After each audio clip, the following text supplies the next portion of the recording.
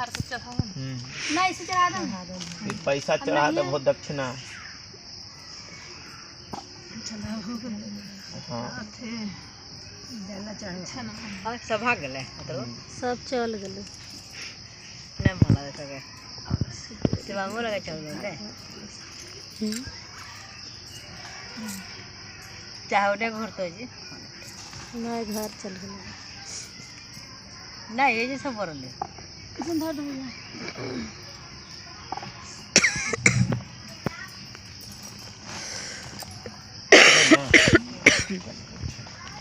अब हाथ में फूल लेकर करके कथा को आप स्मरण कीजिए, सुनिए। चलो फूला। नारद जी कहते हैं, एक समय मैंने शौनक से प्रसंगवश कहा, हे ब्राह्मण, कर विष्णु को पूजन करें और लवंग युक्त उत्तम पकवान बनाकर भगवान का भोग लगा दें। जैसे आप भोग लगाए हैं उसी तरह से उनका भगवान जो भी हमको उपलब्ध हो उनका भोग लगा, जो भी चीज़ हो उसको क्या करना चाहिए, चढ़ाना चाहिए।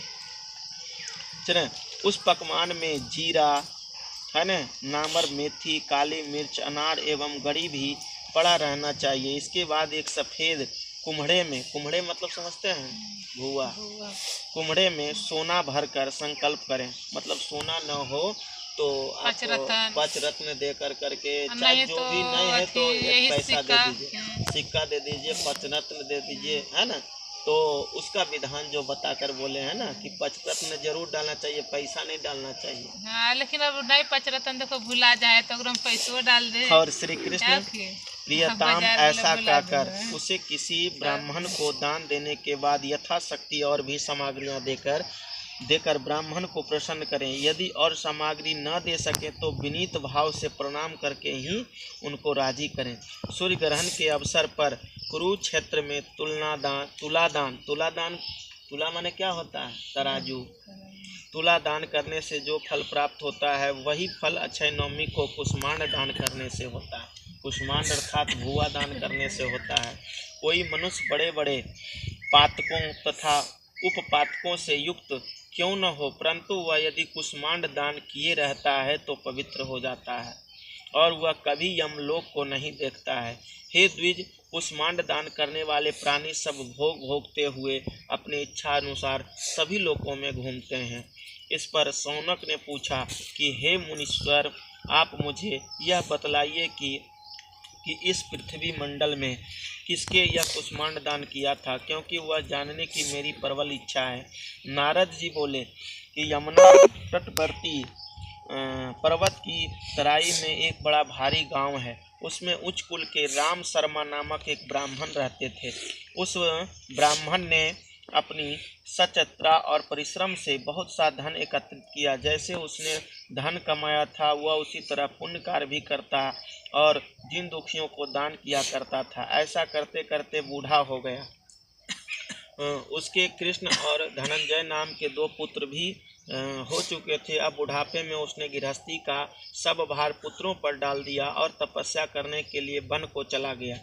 अंत में तपस्या करते करते उसका शरीर बिल्कुल जीर्ण शीर्ण हो गया और भगवान कृष्ण नारद जी को अपने मन में बसाकर वह विष्णु भगवान के उस लोक को चला गया जहाँ जाकर प्राणी को पछताना नहीं पड़ता।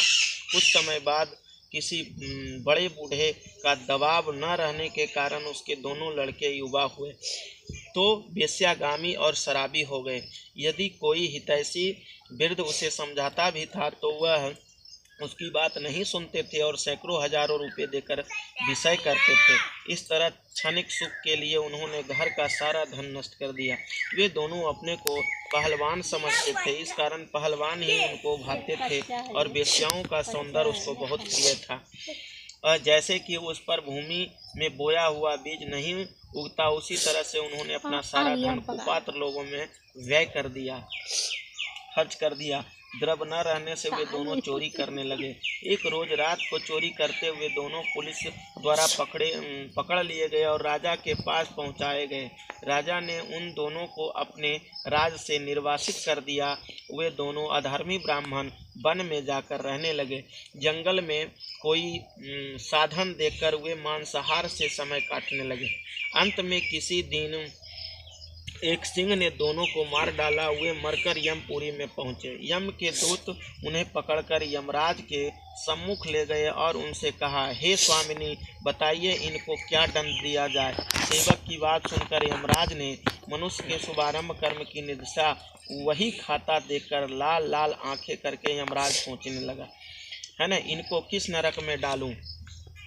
उन त्रिशूलधारी दूतों को चित्रगुप्त ने आज्ञा दी कि इनमें से एक को स्वर्ग में ले जाओ, जहाँ की शाश्वत सुख विद्यमान है। यह दोनों पापी था और बोला कि वो स्वर्ग में लेके चले जाइए वो दोनों को। देखिए उसका धर्म क्या था, पुण्य क्या था उसका। और दूसरे को उस भयानक नरक में डाल दो, जहाँ की विविध प्रकार की यातनाएं दी जाती है। चित्रगुप्त की बात सुनकर वह प्रियंबद नामक दूत धनंजय को लेकर स्वर्गलोक गया और दूसरा पापी कृष्ण शर्मा को नरक में ले गया और उसे क्रोध के साथ ढकेल कर कहने लगा कि अभागे ब्राह्मण, जा अपने कर्मों का फल भोग। उधर उसका भाई धनंजय स्वर्ग की ओर जाते हुए रास्ते में विविध प्रकार की विचित्रताएं देख रहा था, जिससे उसे बहुत विस्मय हुआ।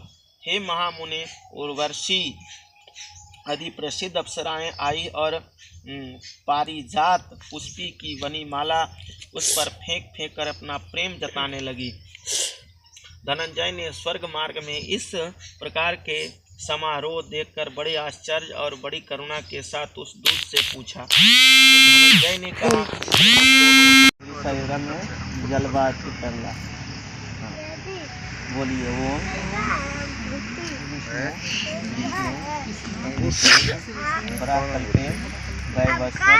मनमंतरे अष्टाविंशति कलयुगे कली प्रथम चरणे जम्बूद्वीपे भारतवर्षे आर्यावर्त एक देशे मासा नाम मासोत्तमे उत्तम मासे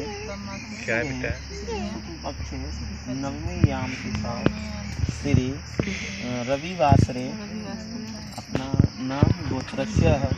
कौन गोत्र हैं आप? काश्यप गोत्र उत्पन्न हम आप कश्यप हैं। उत्पन्नो हम श्री गणेश गौरी भगवान श्री कृष्ण कलश वरुण देवता पूजनस्य सकल सिद्ध्यर्थ सर्व मनोकामना पूर्णस्य श्री कुष्मांड दानम श्री ब्राह्मण दानस्य श्रृंगारस्य संकल्पम महम कारिष्ये। और उबला रख कर करके और वट वृक्ष के पास रख दीजिए। उबला रख दीजिए वट वृक्ष, टोटल जितना श्रृंगार है और टोटल चीज़ वहाँ रख दीजिए। संकल्प हो गया। अब हाथ में फूल लेकर करके आप लोग क्या कीजिएगा, तथा इधर से रखिए, इधर से आइए और वो रखिए किस चीज़ पर जानते हैं? आम के पत्ता पर, आम के पत्ता पर रख कर करके लीजिए।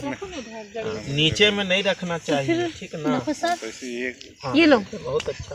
आम के पत्ता पर पतवा पर रखा है ना, पंडित जी बोला है। कर देंगे उनको।